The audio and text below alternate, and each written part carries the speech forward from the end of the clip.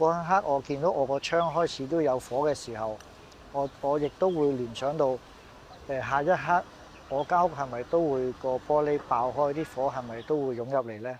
咁嗰一刻我係開始覺得死亡離我好近，係好驚慌、好無助，因為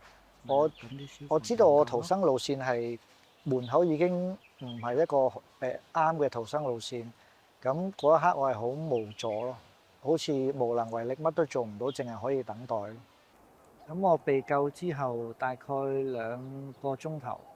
咁我同我屋企人會合翻，咁我太太係喊到即係喊到啲眼淚乾晒，冇得再喊。